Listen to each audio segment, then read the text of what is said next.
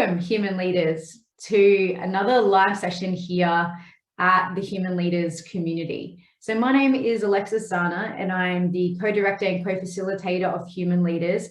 And today we're very, very excited to have Dr. Delia McCabe joining us from the Gold Coast here in Australia. So today's session is really going to focus on the core pillar of the human leadership framework, radical responsibility. And within that, we're going to be diving into the well-being component of that. Now, well-being has a number of pillars and components in of itself, but today's focus in particular is really going to be looking at the components of stress and also how we can support our stress as busy leaders through nutrition and understanding a little bit more around the neuroscience of our brain and how our food choices and how our nutrition really interacts and either supports or can undermine that. So with us today is Dr. Delia McCabe. I'm going to give you a really brief introduction to Delia, and then I'm going to hand over to her to drive this session for us. So Delia McCabe, PhD, actually shifted her research focus from clinical psychology — Delia is actually an ex-clinical psychologist — to nutritional neuroscience upon discovering nutrition's critical role in mental well-being while completing her master's. So Delia's research into the neurological effect of specific nutrients on female stress has been published in several peer-reviewed journals. She is a regular featured expert in the media, and her 2 internationally available books are available in 4 languages. So using her background in psychology, combined with evidence-based nutritional neuroscience and neurological perspectives, Delia supports behavior change and stress resiliency within corporates and for individuals who want to optimize their brain health via online courses, workshops, and tailored events internationally. And we are very, very grateful to have her here with us today at Human Leaders to understand a little bit more about navigating stress through nutrition and neuroscience. So without further ado, welcome to Human Leaders, Delia. It's a delight to have you here, and I'm going to pass over to you to drive us through the session now. Thank you, Alexis, and welcome to everybody, whether you're watching now or whether you're watching in the future the recorded session. I hope you gain a lot of knowledge from the session and that you can action it, which is more important. We've got a huge topic to dive into, so I'm going to start sharing my screen. And as Alexis mentioned, if you've got any questions, please put them into the chat. If you feel that you won't be able to grasp the follow-on of what I'm saying, just raise your hand and we will address the question with absolute ease. But I try to cover as many aspects as possible so that most people's questions are answered. It does remind me, though, of a question I had from a family friend a couple of years ago. He said to me, "Well, I believe you've written a book." And I said, "Yeah, I have actually, and I'm busy with my second one." And he said, "It's all about the brain." And I said, "Yes, it is." And he said to me, he said, "So tell me, what's the one thing that I need to do to look after my brain?" And I said, I actually just laughed. And I said, "Well, if there was just one thing, I wouldn't have written a book." And so I kind of like start with that because this is a complex conversation, but I'm going to give you the Cliff's Notes, if one can put it that way, so that you can really understand how the brain and nutrition are connected, and obviously the gut as well. And then I'll give you a few other pointers, because it's not just the brain and the gut and the food that we eat that impact our brain. There are other things as well. And those are the things that I'm going to touch on. And I also want you to understand that from my first slide, you'll see that lots of these little dots are appearing outside the brain, because what impacts the brain is the environment that we're in as well. And we all know really, really well what the last 2.5, nearly 3 years have done to us as a species. Stress levels are very, very high. And we know that because antidepressant use and anxiolytic use, tranquilizer use has gone up significantly. We know that children are suffering from ailments, mental ailments that they didn't suffer from in the same quantity that they are today. And we know that many, many people are suffering from burnout. And I know that burnout is a very large component of part of the conversations that take place at Human Leaders. So we're going to be diving into a whole lot of this today, because once you start understanding how your brain functions, you gain an enormous amount of power about how you show up in the world, how your brain functions, how your mood works, what your weight is, your energy levels, and even how you age. So once we've gone through all of these topics today, you're going to have a lot of knowledge to be able to action. So I'm just moving to the next slide. And there are basically three things that you're going to learn today. You're going to find out how stress impacts the brain. You're going to understand a lot more about nutrition, mental health, gut health, and how they're all connected, because there's a lot of information out there in the internet and with blog posts and so on, but very few people get right down to the molecular level. And then we're going to speak about strategies to support stress resilience. So before we get any further, please put your phones off. Please get a notepad out and just put any questions into the chat or raise your hand, as I mentioned earlier. The thing that I'll just mention at the first comment, put your phone off and notepad. The belief that we can multitask is truly a myth.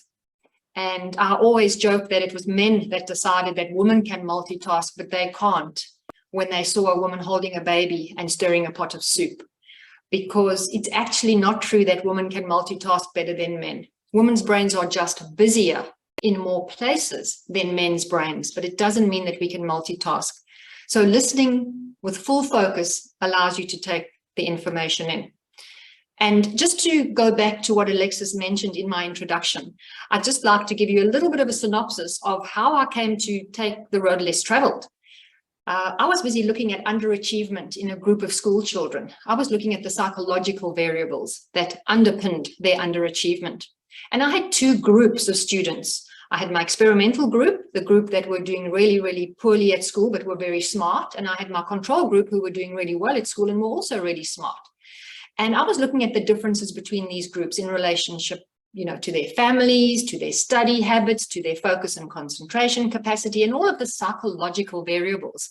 And fate is a really funny thing, because I had a little bit of extra space on one of my questionnaires that I was developing. And I thought, let's just ask them what their favorite food was. I'd become really interested in food. And I was interested in food from a young age because of my mother's influence in health. And so I decided, let's ask them this question. And what happens very, very seldom in research is a very clear distinction between two groups. And that was what happened to me. My experimental group all loved junk food, varieties of junk food, but none of it was good, fresh, wholesome food. Whereas my control group, they really enjoyed healthy food, much healthier than the experimental group. And I was very pregnant at the time. And I thought to myself, look, let's just take a little bit of time out after I get my degree, and let's just see what the truth is underpinning this. Is there really something linking these children's behavior and their incapacity to focus and concentrate and their food choices? And that was the road less traveled for me, because I realized then that there was a huge component that was being ignored. And I realized that I didn't want to try and talk malnourished brains better. I wanted to work with nourished brains. And that brought me basically 25 years into the future to speak to you today. So what I like to speak about is first principles. Once we get to understand the foundation of something, we can then work our way up from that foundation. I find it a lot harder, as I said earlier, to try and talk somebody better when their blood glucose isn't working, when they don't have the right nutrients to make soothing, calming neurotransmitters, and when their gut health is poor. That's why I like to start at first principles, fundamental principles. So let's just start with a neuron. The perfect tiny component of the brain. We've got about 86 billion neurons, and they are very, very tiny, specialized nerve cells. 20,000 of them can fit on the head of a pin.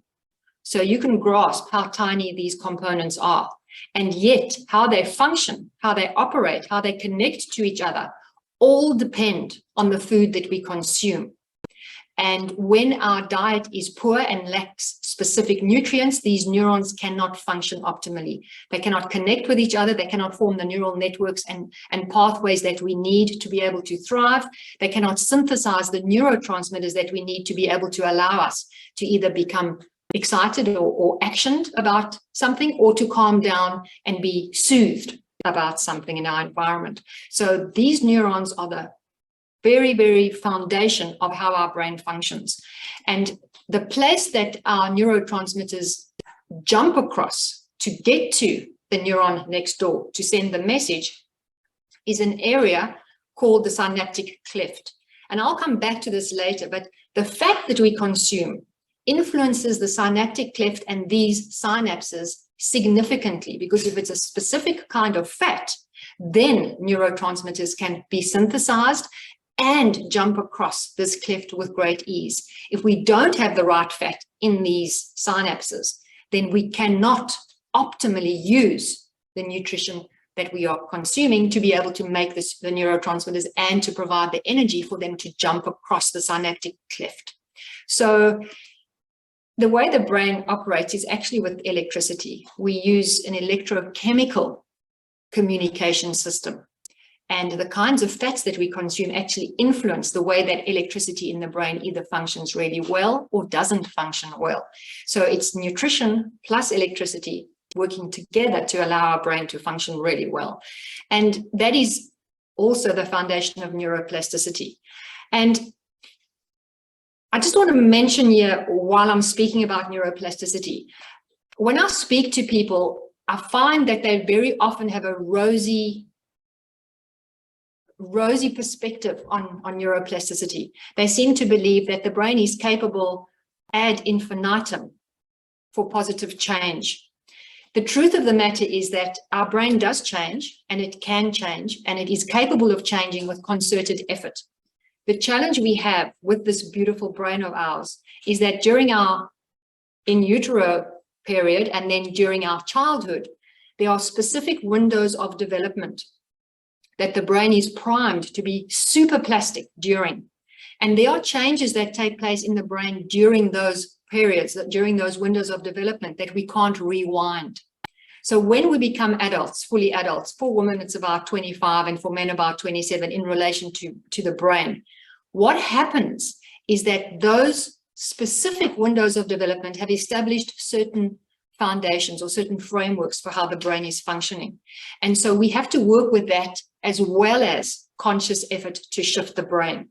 And the brain is also much more prone to develop poor habits, bad habits versus good habits, because it takes a lot more concerted effort to produce good habits versus bad habits that generally stimulate dopamine release, which means it's a lot easier to repeat them over and over and over.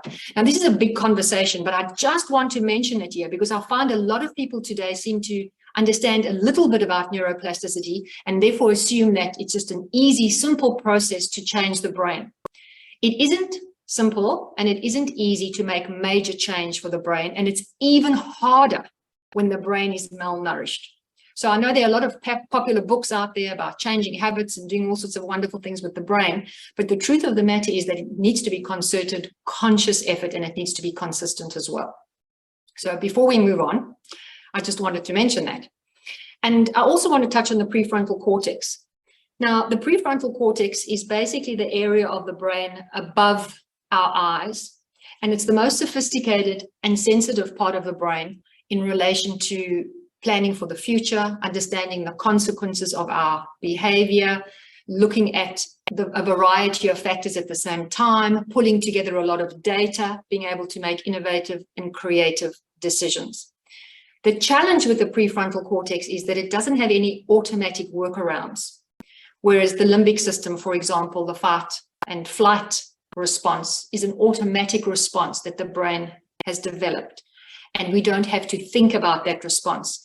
Versus the prefrontal cortex, because it's relatively new, we actually have to consciously drive its capacity to anticipate and so on. And the challenge with that is that, the brain is the greediest organ that we own. So it can use up to 50% of the carbohydrates that we consume can go to fuel the brain. And of that percentage, the PFC, which is only 10% of the total brain volume, uses 25% of that amount. So you're getting an idea of why decision fatigue exists, why towards the end of the day you can't be as creative as you were at the beginning of the day for most people, and why you come to a certain point in the day or during a period of your life where you just feel so neurally exhausted that you cannot really think about much else besides maybe sleep or eat or just rest or get away from the chronic stress.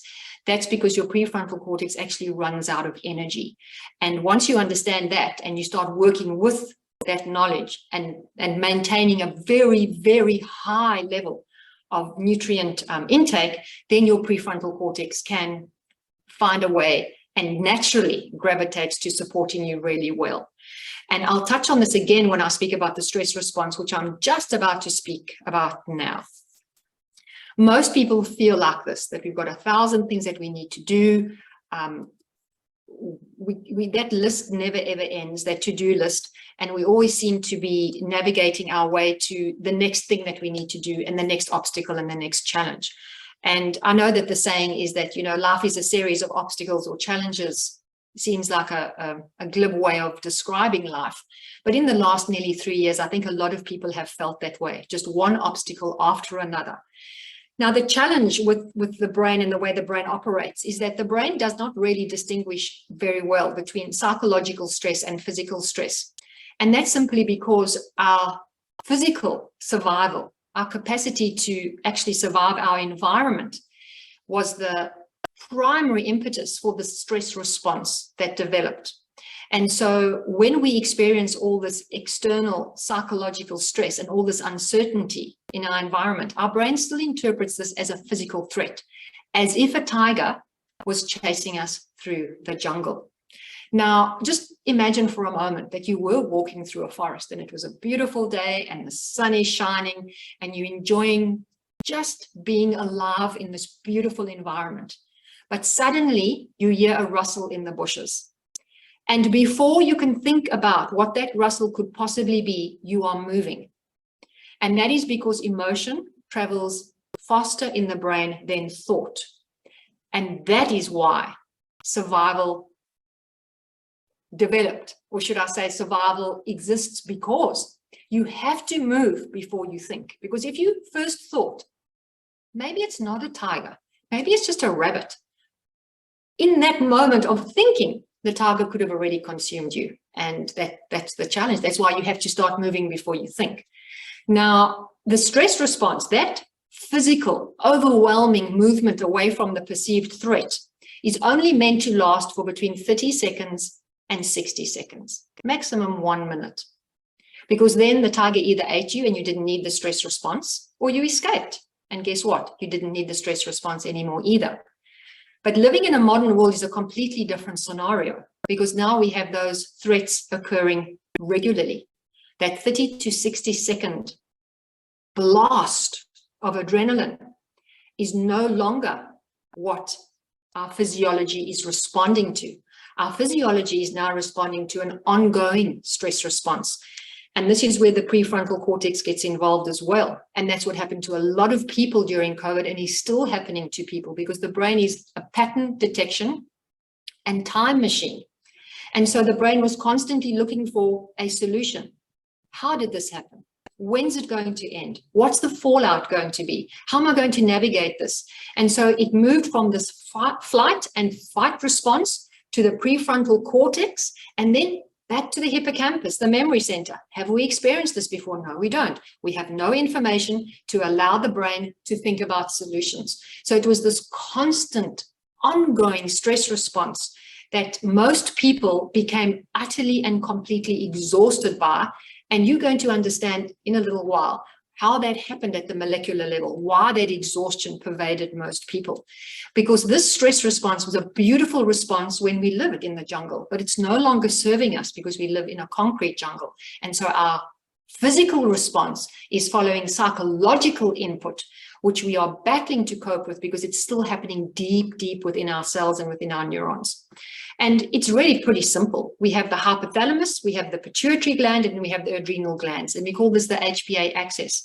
And so these three just communicate with each other over and over when the stress doesn't go away. And eventually adrenaline gets replaced by cortisol, which is the slow burn stress hormone, and does an enormous amount of damage throughout the whole body, including the brain and the gut, which is why stress is so damaging for us as our physiology impacts, because of that ongoing adrenaline and cortisol synthesis.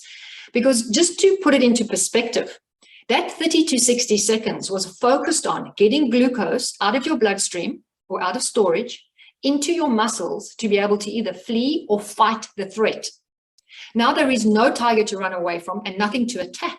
So that response is still happening. So we're having a huge surge of blood glucose that goes into the muscles, but it doesn't have anything to do because there is nothing to fight or run away from.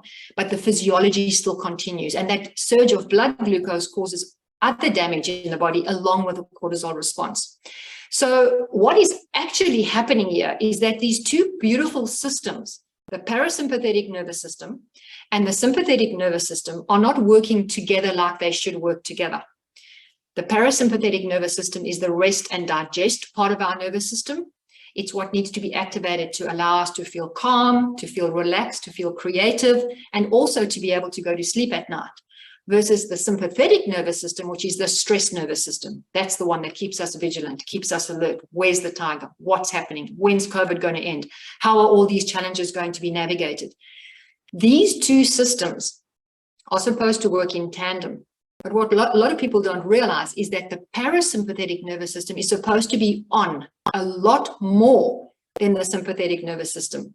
And I can see that you're beginning to understand this because that 30-second burst comes from the sympathetic nervous system. And then we're supposed to go back into PNS. But now most of us are spending it in SNS. So the parasympathetic nervous system is actually more robust than the sympathetic nervous system because it was supposed to be used more regularly than the sympathetic nervous system. And so when we speak about burnout, what we're actually speaking about is burning out a less robust sympathetic nervous system versus a parasympathetic nervous system that isn't getting a look in or not as regularly as it needs to. It's not taking center stage. It's now in the background watching the sympathetic nervous system burn out. So what do a lot of people do under these circumstances when they feel tired and they feel overwhelmed and they feel like they're not coping? They, of course, grab a cup of coffee. Now, if we were in an in-person presentation, I always say to people, do you want to know how coffee works? And it's a fun thing to watch the audience. And I can't really watch you now, but most people say, yeah, and then they put their hands down. And some people say no, and they shake their heads. They say they do not want to know how coffee works. And other people say, well, maybe I do need to know. And eventually I say to them, look, this is not really a democracy because I'm in charge here. And I say to them, look, knowledge is power. And I'm going to treat this presentation in the same way in relation to coffee, because if you are this person that is using coffee to stay up late or otherwise fuel you during the day and give you energy during the day, then coffee is not serving you, you are serving coffee. If you're the kind of person that starts a day and just enjoys your cup of coffee because of the taste and the flavor, and you just plan your day, and that's the only coffee that you need, or maybe one other during the day because you've got into the habit of that, then that means that coffee is supporting you. And I'm going to explain to you now why that is the case, because the way coffee works is extremely important to understand. So we all know that coffee contains caffeine, but coffee and the caffeine in coffee gets converted into dopamine. And dopamine you've all heard about, I'm quite sure. It's the feel-good and anticipatory and motivation neurotransmitter.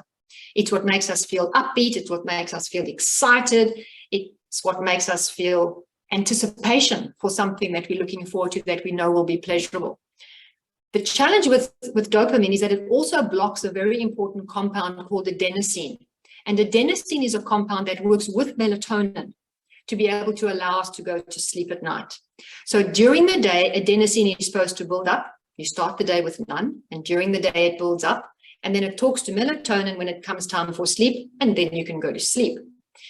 But dopamine blocks adenosine synthesis. So let's say you have your first cup of coffee in the morning and you don't have any adenosine, it doesn't matter. But let's say you have a cup of coffee at like 11 o'clock. All the adenosine that you've built up to that time is basically deleted. And now you've got to start again to build up your adenosine. And that's the first challenge with caffeine and dopamine. The next thing that happens, of course, is that dopamine gets converted to adrenaline. And adrenaline is also expensive from a nutritional perspective, which I'm going to show you in a moment. And then adrenaline, as we discussed, causes a very quick rise in blood glucose to get that glucose into the muscles to allow you to flee or fight. And then what happens is your blood glucose dips again. And so you feel low and flat. And then you need to go to the bathroom because caffeine is a powerful diuretic. And most people need another cup of coffee at that point in time. This explanation is for you to just take away and think about. If caffeine is what's driving your energy during the day, then you have a challenge, not just with your energy levels, but actually deep within your mitochondria. And that means it's also impacting your brain.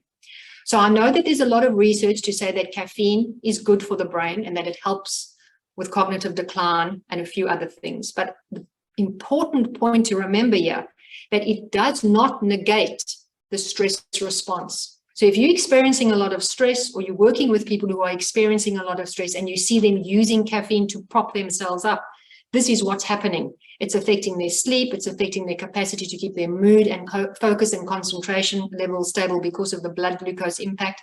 And it's further increasing their stress level because of the way that it raises adrenaline. So you may have to ask yourself some important questions in relation to caffeine. But let's just speak about blood glucose for a moment, seeing as I've alluded to it a few times. We have nowhere to store energy in our brain. Most of us know where we store it in our body. The body's pretty efficient at doing that, but there's nowhere in the brain to store energy. So the brain relies on a consistent, stable supply of blood glucose. When we're stressed all the time, it's not happening because we have quick rise in blood glucose and a quick dip. And then what most people do, they choose the wrong kinds of food to give them energy again, to give them another hit of energy. So this blood glucose stability is an extremely important balancing act to get right. Our sleep affects it. Whether we're moving enough affects it. Obviously, our stress response affects it. Even our gut microbiome affects our blood glucose. But we have the final say in relation to the food that we eat and the way we're managing the stress in our life. So you just need to keep in mind that balancing our blood glucose is an extremely important thing because of the brain's continuous 24/7 need for energy, which it cannot rely on any stored form of energy. It needs to get it from our blood glucose. And now we're going to dive into fats and oils. And this is one of the most important aspects of brain nutrition.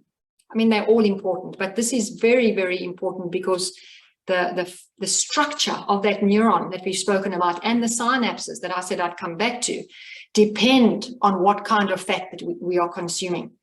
Now, the fat and oil story in nutrition is the most misunderstood area of nutrition, and it's the one that's got the most myths attached to it.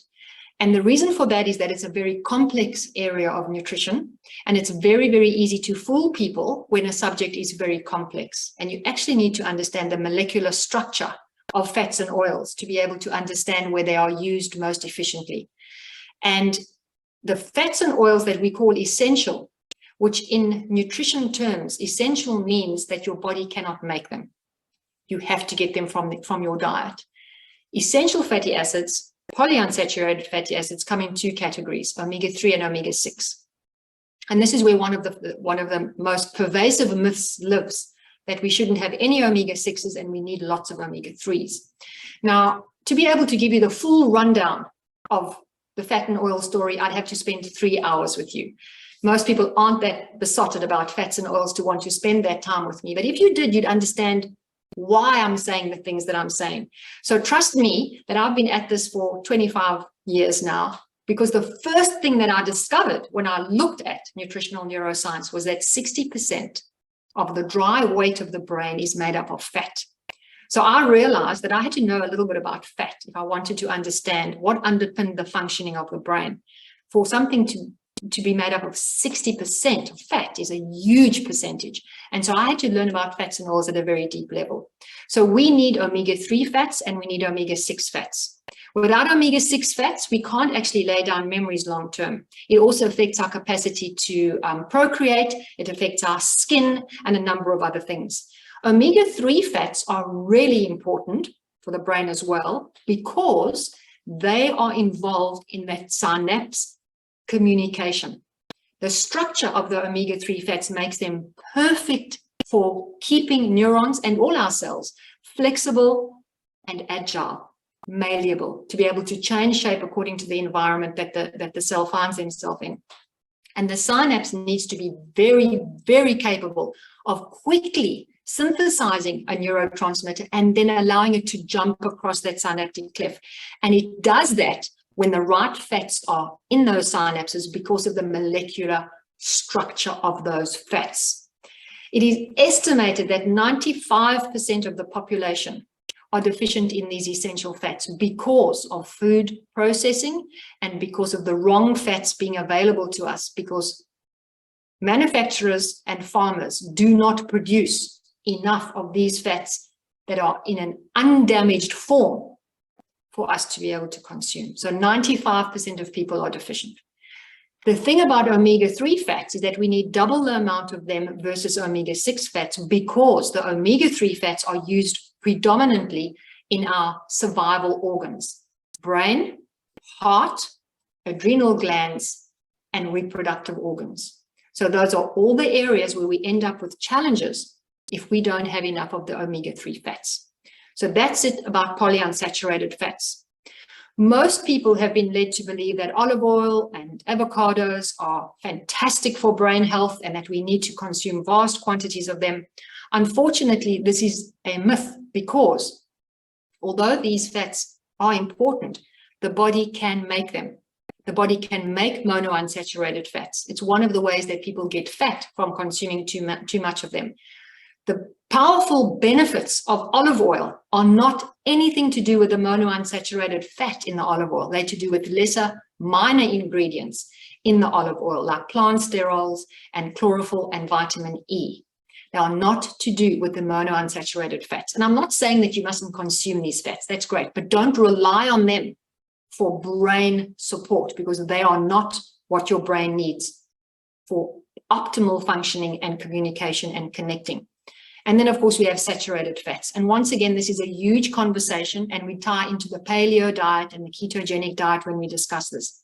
Bottom line is, the body can make saturated fats if you don't eat them. Once again, the body will make them from carbohydrates that you consume. And once again, I'm not saying do not consume these fats. In fact, you can consume more of these fats when you eat enough of the essential fatty acids, because the mix in the cell membrane is then optimal, and you don't need to bring in cholesterol to keep that cell membrane flexible and malleable, because you've got enough of the essential fats to do that. So only consuming saturated fats, if you're following a fad diet, will mean that you will become deficient in the essential fats, and over a long period of time, you can end up with challenges in relation to your survival organs. So that is a huge conversation that I've just done in a very short period of time. If you want a take-home message with that, don't consume any fat that comes in plastic.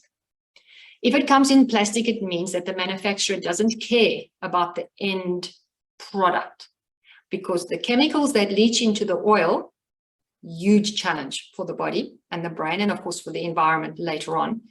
And those oils have been denuded of any health-giving benefits, because keeping them in the oil would have ensured that the oil would have gone off on the shelf. So manufacturers ensure that any health-giving properties are removed from the oil so that the oil will stay shelf stable and protect the dollar that their goal is. So any oil in plastic, get rid of it. It's firstly contaminated by the chemicals and contaminated in the processing as well. And then most people ask me about fish oil. That's part of the discussion about omega-3. Fish oil is also, once again, a highly processed product. Why? Because they're not allowed to produce fish oil with certain levels of heavy metals in them. And so they've got to use a very harsh processing procedure to get rid of those heavy metals. And in that process, the delicate omega-3 fats, which have got 6 double bonds in the DHA molecule, become damaged and then start producing trans fatty acids, polymerized fats, cyclized fats, and cross-linked fats. Most fats that most people have never heard of, but they are damaging to our health and once again to our very, very fat-rich brain. So I'm just going to come back again to the synapse. When we come back to first principles, we come back to the foundation. We want our synapses to be as healthy and to be able to function optimally, because they allow our neurons to speak to each other. They allow our neurons to pass on messages. That is how new neural pathways are formed. So trying to form a new habit and trying to maximize neuroplasticity, which I've spoken about before, is extremely difficult when these synapses do not have the right fats in them, because both the synthesis of a neurotransmitter and its capacity to jump across the synapse are compromised without these correct fats. So these synapses form a very important part of this process of getting our brains capable, competent, and dealing with stress effectively, becoming stress resilient in essence. There are some birds outside my house at the moment making an enormous noise, and I was trying to figure out, was it something on my computer? What was it? But it's actually the birds outside. They're enjoying something out there. So I'll take this moment as an opportunity just to take a sip of water and to say, does anybody have any questions at this point in time? I've gone through a lot of information right now.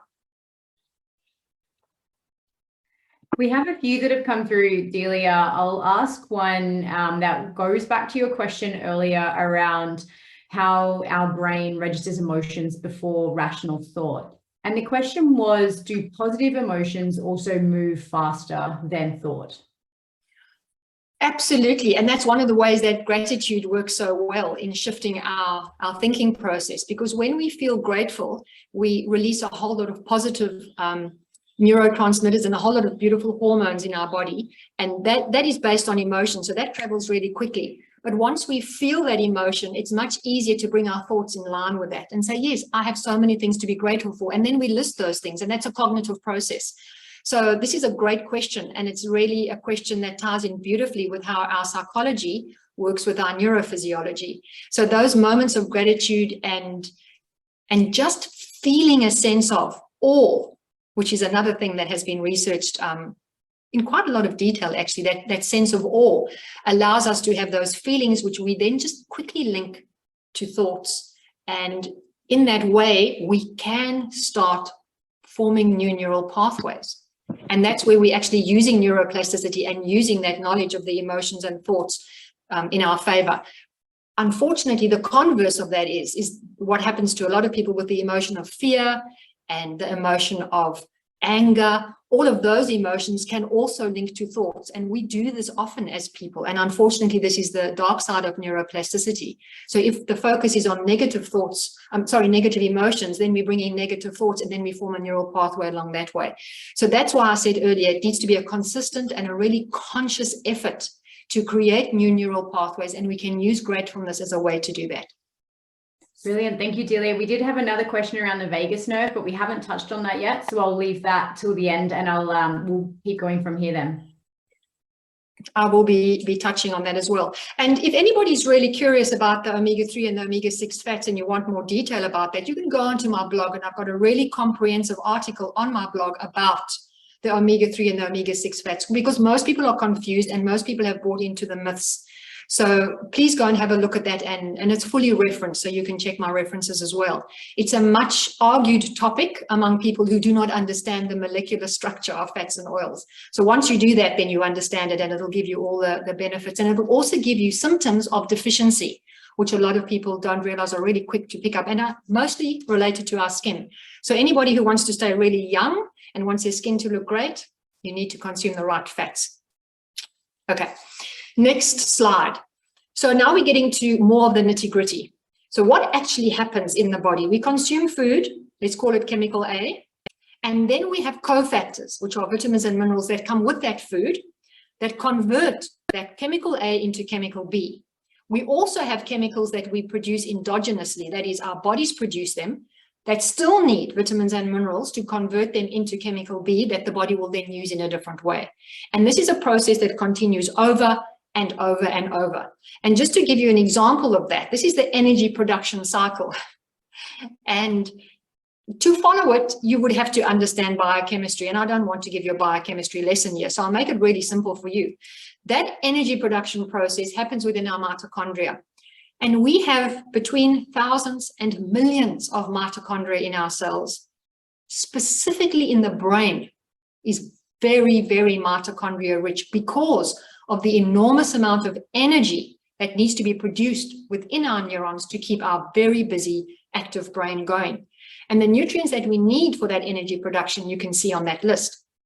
So we start with proteins, that's part of chemical A, and then we use all of the nutrients that are required to be able to make ATP, adenosine triphosphate, which is our form of energy. And I said that I would touch on why stress made us so exhausted, and the next slide will do that beautifully. Because the body uses nutrients to make adrenaline and cortisol, and most people don't realize that.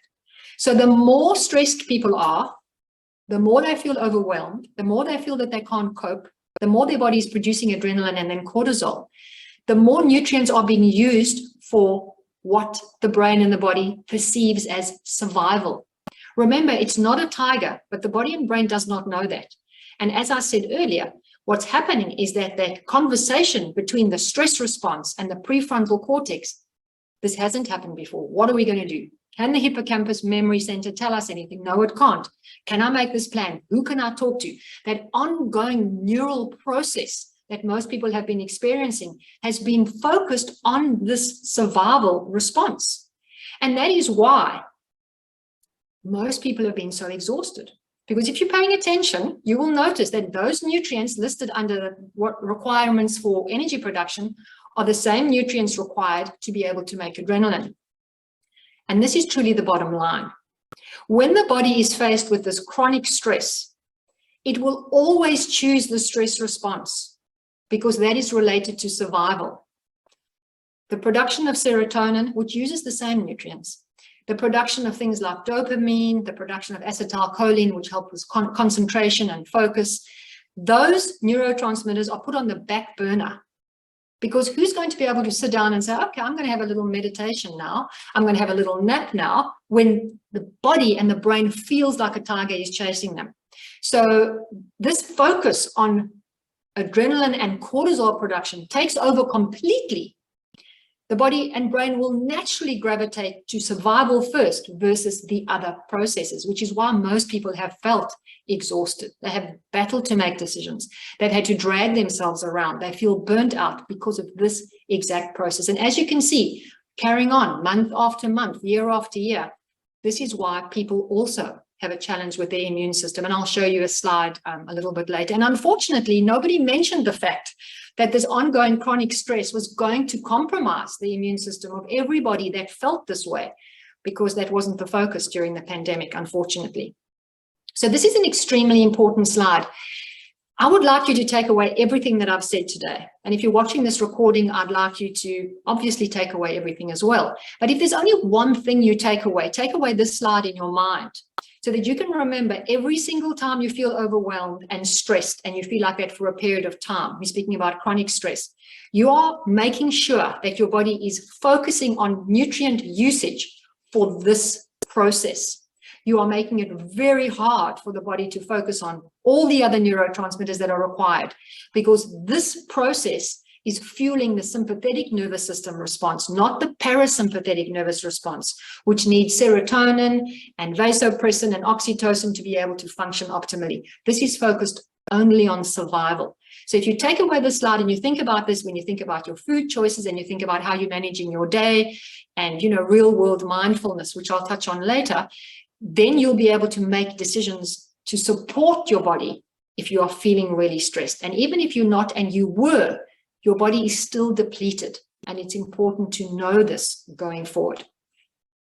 So now we're getting to part of the discussion that everybody's interested in. It's the gut and the brain. So the bottom line is this. The food that we eat and our capacity to digest and absorb that food will determine how much of those nutrients are available to travel to the brain via our bloodstream. Anything that compromises that process, the digestion and absorption process, will compromise the quality and the quantity of those nutrients that need to find their way into the brain via the bloodstream. So we've got about 100 trillion bacteria. Just think about that. 100 trillion. That's more than we have cells in our body. We've got about 63 trillion cells. So let's think about that for a moment. We actually more bacteria than cells, which is pretty sobering. And I said that to somebody once and they went, "Oh, what a terrible thought. I'm more bacteria than human." And I said, well, the bacteria make sure you stay human. And so that shifted her thinking a little bit. But the truth of the matter is, if we had to take our whole digestive system and open it up, it would actually cover a double bed. That is how beautifully constructed our digestive system is. It's a huge place crammed up into a very small space, which is why it runs the way it does, and which is why those beautiful little villi exist, which I'll show you in the next slide. But the challenge with our digestive system is that our digestive system does not just operate on its own. Our digestive system operates from our brain as well, and from our emotions.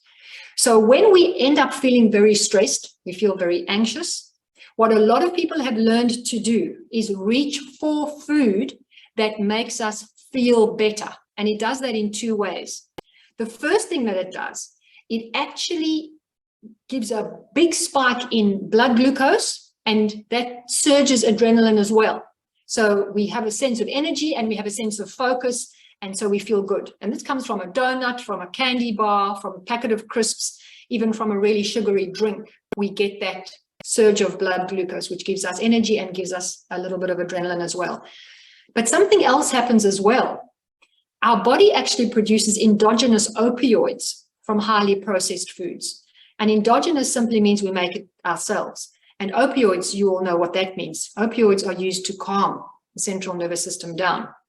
So although we get a little surge of adrenaline, we also get a feeling of calm, a feeling of being able to cope, a feeling that everything's okay from the endogenous opioid production. And then what happens is we associate that feeling with that food, and it becomes a habit. And that is simply because food does not just operate from a survival perspective. Food also elicits emotions. So we have the need to eat, which is for survival, and we have this emotional component that comes in. And when the two combine, that can lead to us choosing the wrong kinds of foods and the neural pathway being established for thinking, oh, when I eat that food, I actually feel good. It is not a conscious choice. It's just something that happens unconsciously because it's happening under the hood, under the radar. All of these chemicals are working in this way. The challenge is the more often we do that, the more often we support the bacteria in the gut that love that kind of food. And then something interesting happens, which is also scary. Those bacteria start driving our food choices. We think we're reaching for that highly processed food because we're choosing to eat that food and because it'll make us feel better. But actually, the bacteria are driving us to eat that kind of food because they want to survive. If we don't eat that food, they can't survive. Now, this is where it gets really, really interesting because we do need some bad bacteria in our gut. And when I say bad, they're not bad, but they're functional. But we need more good bacteria in our gut. The challenge is to keep the ratio right. And when people experience a lot of stress and cortisol is involved, and cortisol flushes the whole body, including the digestive system, what happens is that cortisol doesn't just impact the good bacteria, it also impacts the gut lining. But before I get to the next slide, where we'll go into a little bit more detail with that, I just want to reiterate this topic about the good and the bad bacteria. The bad bacteria are very, very good at extracting all the calories from the food that we eat. And the good bacteria are not that good at doing that. So they extract all the nutrients, but they're not obsessed with calories versus the bad bacteria that are obsessed with calories. So just think about how this would work in the real world. If you eat a lot of processed foods and you've started relying on those processed foods, then you've got more of the bad bacteria. They are going to be extracting every tiny last little calorie from that processed food because they are primed to do that. Whereas the good bacteria, the ratio will fall of them and they won't be ignoring some calories, which we want them to do. So that is where the driving force behind a lot of weight gain comes from. It's actually the bacteria driving the consumption of that food and then becoming very, very efficient at extracting every last calorie from that food. So when you talk to people and they say, well, I don't really eat that much, there are two questions to ask them, what are you eating? And secondly, what is your gut health like? Because that will definitely impact how efficient your body is at extracting the calories and then storing them, which is part of the process, which it will do very well as well. So let us move on to the next slide. And I've put the words transit time there as a memory cue for me, because transit time is something that most people don't like to talk about, but it's a very important part of this conversation. And I'm going to give you a trick to find out what your transit time is. But let's just talk about the lining of our gut. The lining of our gut is one of the most sensitive and important parts of our body, because the lining of our gut is what separates the outside world from the inside of us. Even though our gut is on the inside, just think about this. We eat food from the outside, it goes in. Anything could be on that food, any contamination, a bacteria, a mold, the food could be off, which is all related to the food not suiting us. But we may not know that. And so we consume that food, it goes in, but it's still not part of us. It still hasn't formed part of our bloodstream. And this gut lining has to be basically the soldiers on the front line. They have to make sure that those bad components are dealt with very quickly and that they don't enter the bloodstream. So our gut lining is actually our first line of defense for our immune system. So keeping our gut healthy will make sure that our immune system functions really, really well.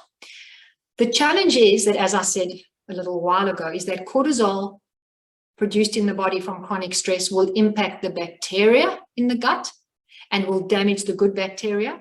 And it also damages the gut lining. And the gut lining needs to stay robust. So as you can see on the slide, the little pink gut lining cells are very tightly packed together, and they need to be tightly packed together so that they can stop anything that could be toxic or potentially toxic from entering the bloodstream.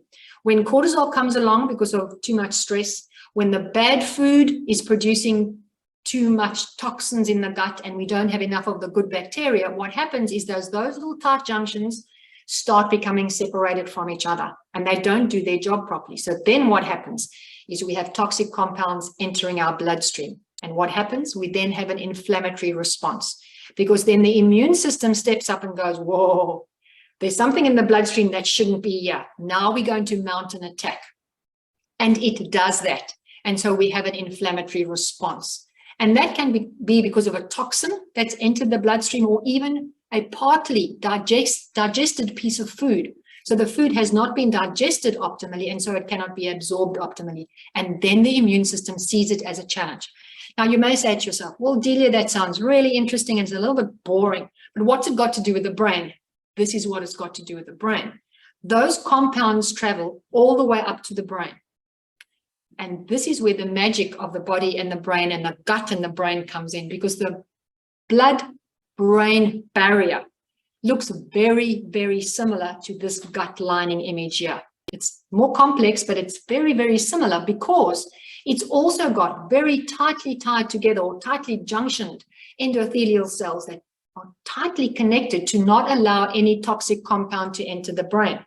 But the more inflammatory compounds travel up the bloodstream and into the brain, the more often that happens, the same thing happens to the blood-brain barrier. It becomes compromised. And then these inflammatory compounds travel through the blood-brain barrier and then start a cascade of damage within the brain. And this has been researched in a lot of detail. We started the research with animals, and now we know from lots of robust research that what happens in the gut will affect the inflammatory response in the body, and that inflammatory response will travel right up to the brain. So we know now that gut health challenges predispose us to anxiety and depression. And we know that they predispose us to feeling more stressed as well, because they're just not sending the right message through. So let's just speak about transit time for a moment.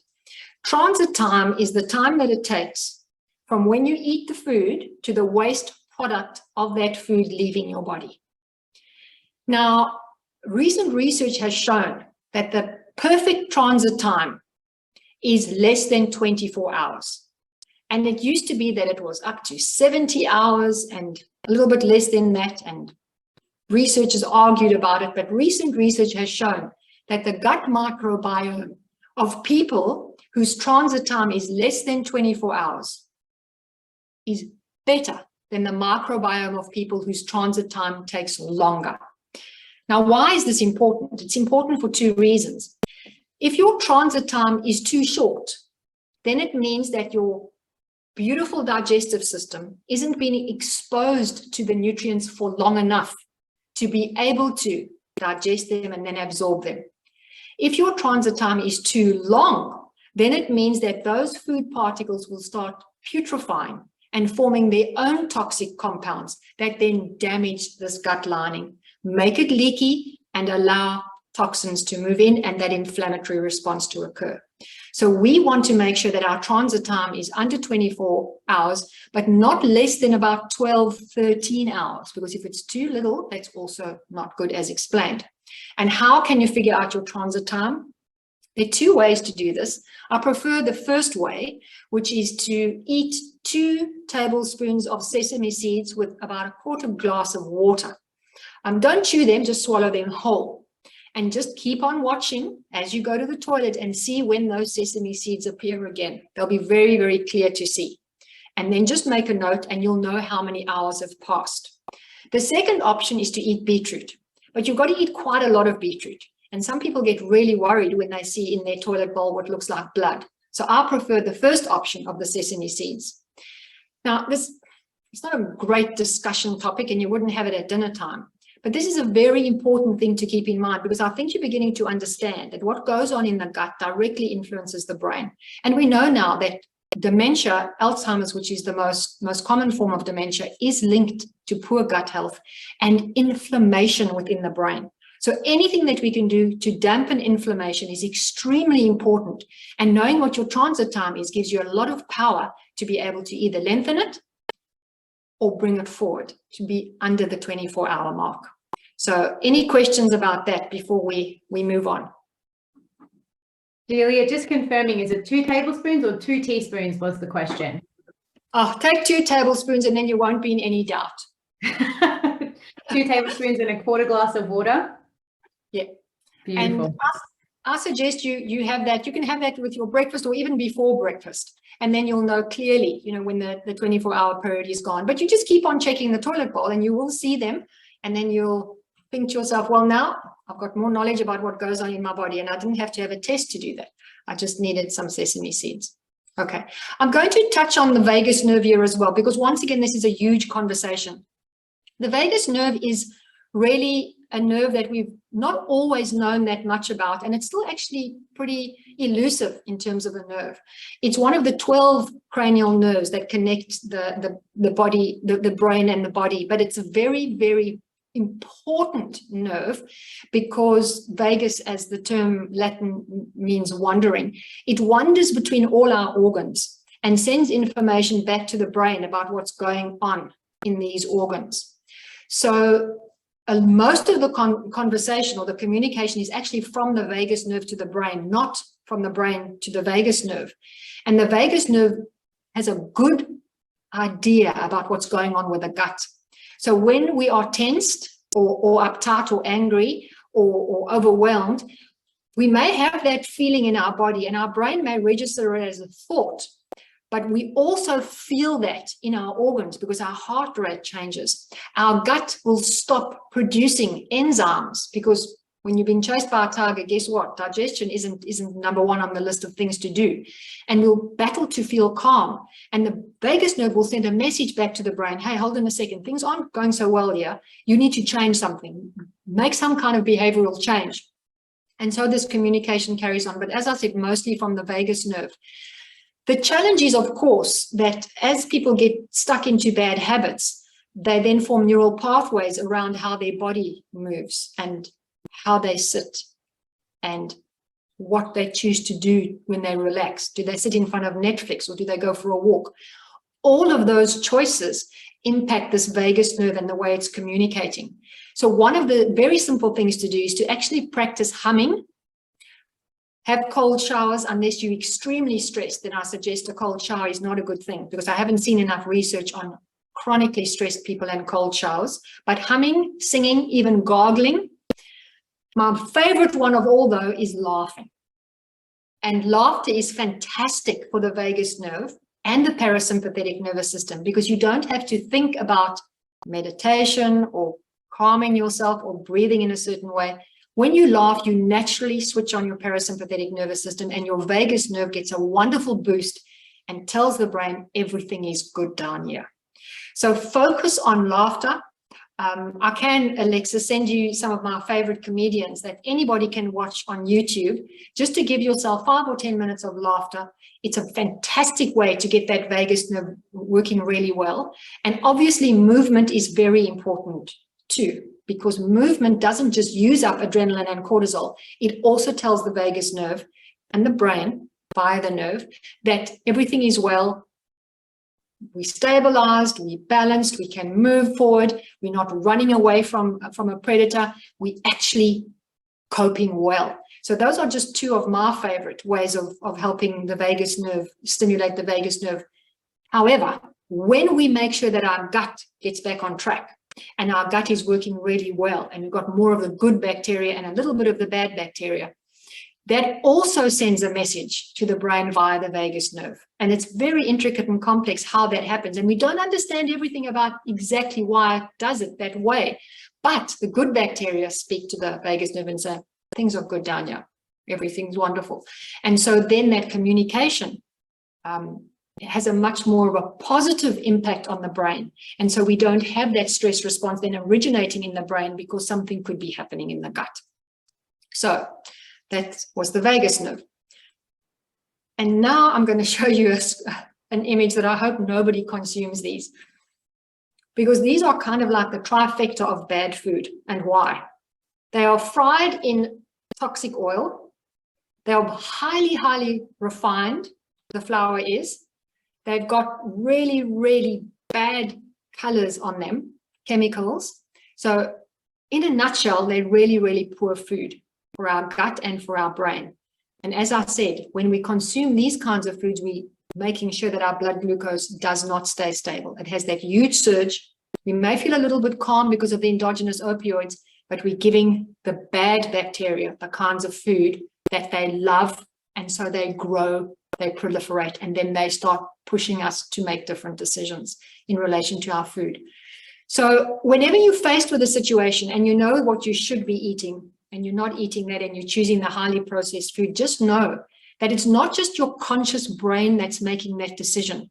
It becomes an emotional response because of the bacteria pushing you to eat that kind of food. So you have to tweak your habits to be able to get you nudged in the direction of the good food. So I always tell people to start making really healthy snacks that give you the same mouthfeel. And mouthfeel is extremely important in relation to the food that we eat, because mouthfeel will dictate whether your brain and your gut says, oh, I want more of this. So you need a good mixture of good fat with the food that you eat, because fat helps flavor disperse in your mouth. So you would never be satisfied with a carrot stick on its own or a lettuce leaf on its own, but drenched in a beautiful salad dressing with beautiful olive oil and good essential fats, guess what? That food then tastes great. And that's what food manufacturers have spent billions of dollars on to get the mouthfeel right. The right amount of crunch, the right amount of salt, the right amount of sugar so that you go back for more. So you have to tweak the food that you eat to give you the same mouthfeel, to give you the same emotional response, but give you the nutrients that are serving your gut and serving your brain. One more mention about the bad news about eating this way is that, unfortunately, when we eat this way and we're very, very stressed, a lot of the fat that we store will gravitate to our belly region. And the reason that happens is because cortisol stimulates the release of a specific type of enzyme that stores fat in our gut region, because there are 4 times more receptors in our gut region than anywhere else. So I've spoken to a lot of people over the last 2+ years who've told me they've put on weight over their gut area and they can't lose this weight. And what is this weight doing? And is it their age? And is it hormones? And we come back to this discussion about another one of the insidious effects of cortisol. It acts like a magnet to our belly region because of the way it works with these specific enzymes.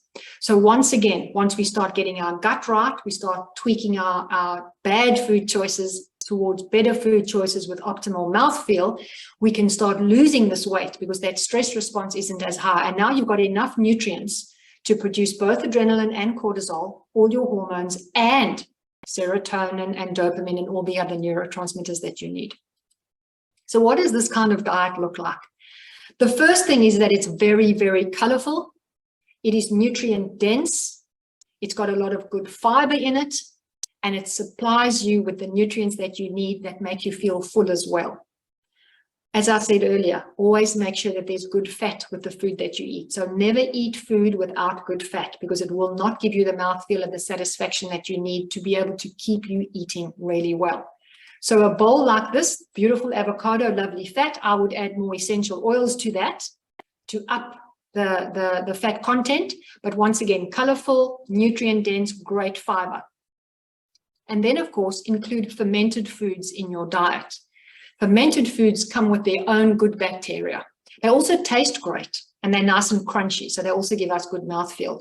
Add the right oils, fantastic. A beautiful meal can be enjoyed with all of these fermented foods.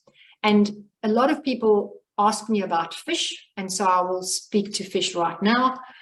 I stopped eating fish probably about 2.5 years ago, because I discovered then that it was very, very difficult to find any fish that are not contaminated by our oceans, which are truly, unfortunately, really contaminated with heavy metals and PCBs and dioxins, all of which really impact delicate brain tissue very negatively, because those kinds of toxins gravitate to fat. So I made a personal choice not to eat fish anymore. I obviously work on other forms of protein, and I have my blood test done every 4 months, and I'm actually fine. And I made that decision because of understanding what I do. So although I've got this image here, it's just to give you an example.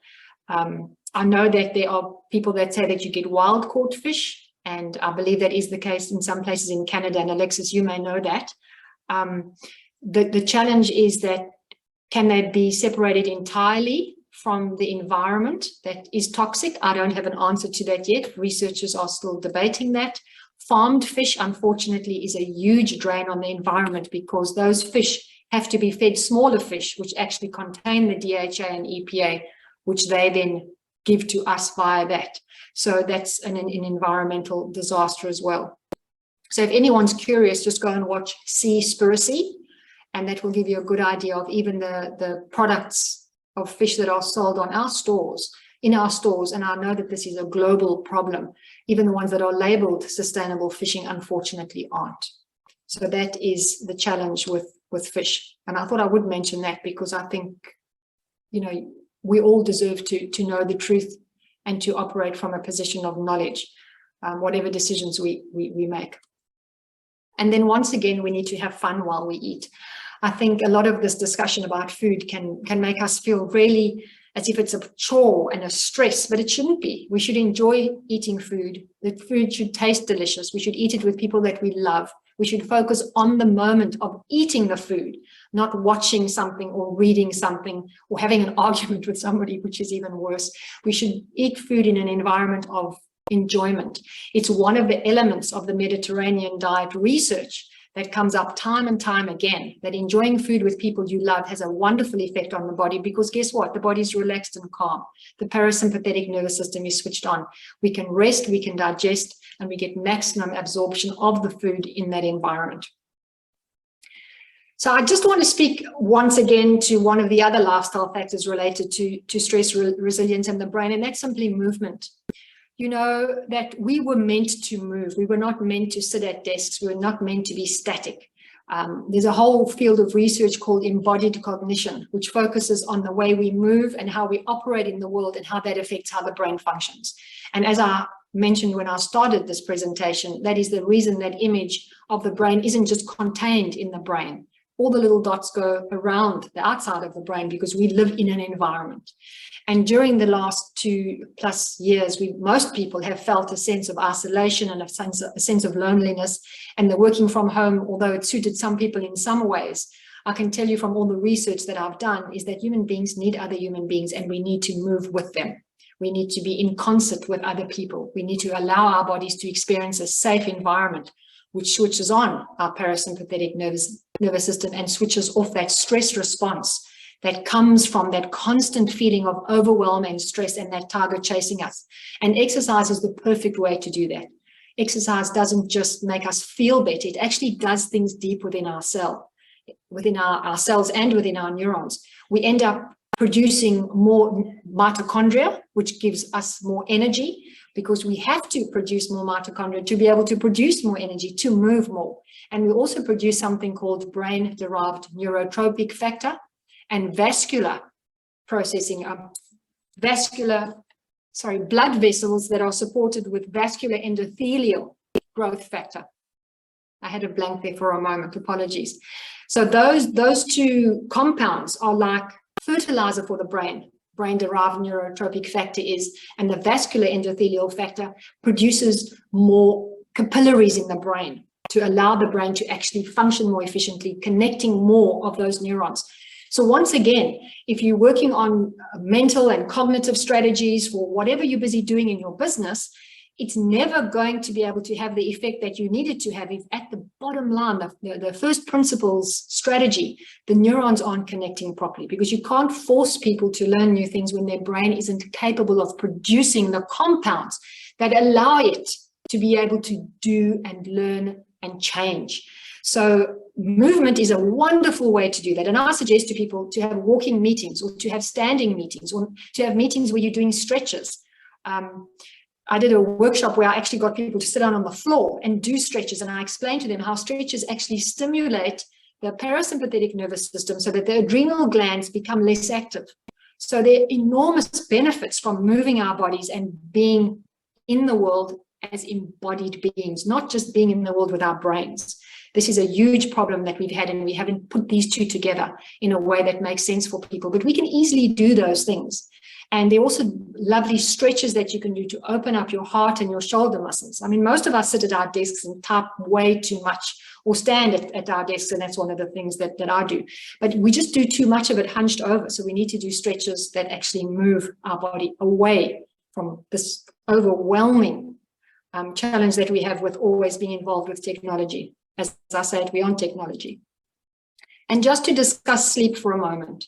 So as you can see, a sleeping person is a wonderful thing. I always say never ever wake anybody that's sleeping, because to me that's sacrilege.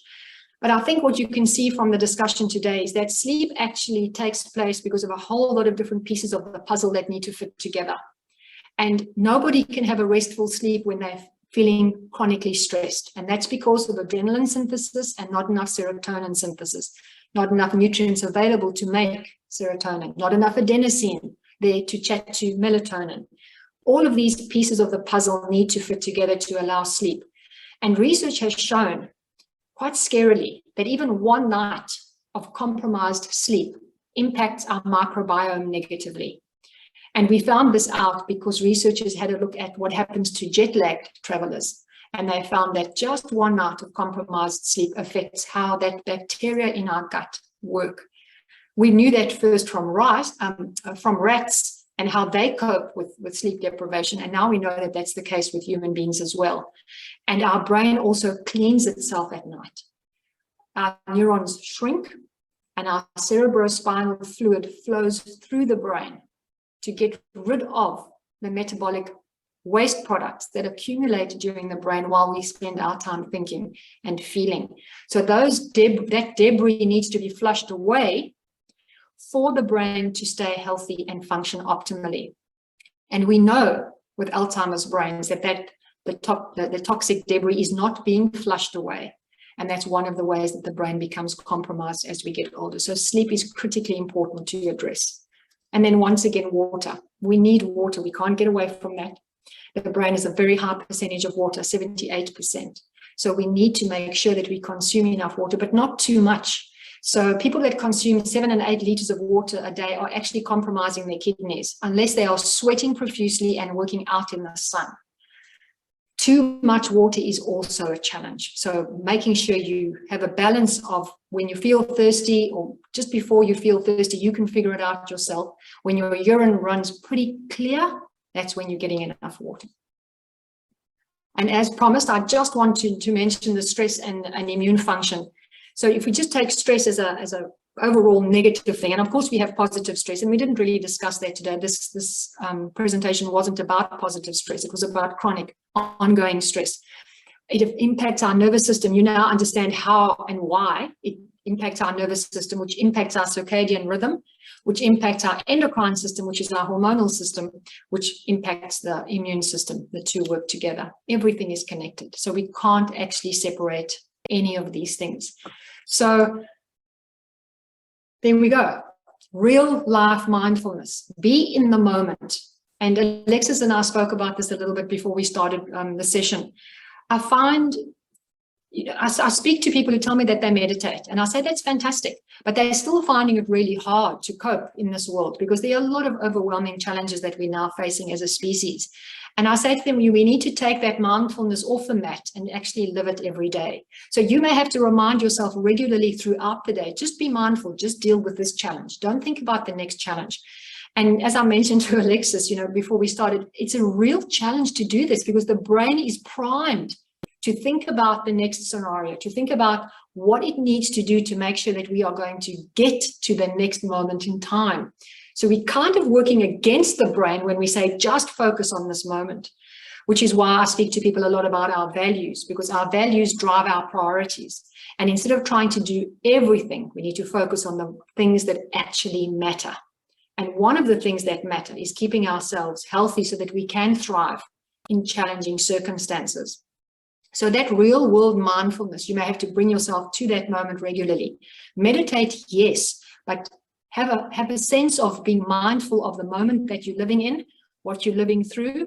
Nothing bad, nothing good lasts forever. And bringing that back to whatever you're doing during the day brings that practice into real world action. The second thing, as you've seen, is move, rest, and sleep. We have to do all of those. Some people just want to sleep and eat and work. It doesn't work that way. We also need to rest. If we don't rest, we can't sleep optimally. And then, of course, the third one is eat real foods, but do it cleverly. Understand what your body actually wants from you. It wants great mouthfeel. It wants good fats. It wants color. It wants great nutrient density. It wants fiber. All of those things work together to support this beautiful physiology that makes us human. And if you want to, I invite you to download a checklist that I created for myself when the pandemic started, because people said, what are you doing? How are you coping? And I created this checklist, and it'll just give you a few pointers to follow every day. I've got my favorite chest and back stretch, which I do every day. It works really, really well. It stops our necks from being stiff and challenging. And I've also got there a checklist for what every single one of your meals should look like generally, so that you can just know that you're consuming the right kind of food for your body and your brain. And I've also got a checklist for you to follow through just at the end of the day, just a few pointers to talk about your day, to think about it and bring the right emotions into play with that. And gratitude is part of that. So I'm going to end my share now, Alexis, and any questions, there we go. Delia, firstly, thank you so much. As always, your contributions to our Human Leaders community are just profound, and we're so grateful to have this opportunity to learn from you today. I think reflecting for me personally, the thing that I took away from this session and your 3 practical points at the end here is that for many of us, I feel that we don't spend enough time really just checking in with how we're feeling. And when we take that moment to check in with how our body's feeling, how our energy is feeling, how connected we're feeling to ourselves in the present moment, that can actually be quite indicative of some of those other habits, such as our eating and our rest and our movement and their impacts on us. And I'm deeply grateful that today's session felt very empowering for me. There's obviously a lot of information that I'm sure everyone perhaps will need to replay this to get the most from that. But for me, again, it was really taking out of this that we actually have so much power to dictate how we are feeling and how we move through the world, and how we do navigate our stress by making subtle changes to what we're putting into our body and how we're connecting with other people and how we're moving our body. So thank you so much for sharing so much rich information with us, helping us understand the connection between what we are eating and how it's impacting our stress. And yeah, just a huge thank you from the community. It was a fantastic session. So very, very delightful to have you here with us today. Thank you.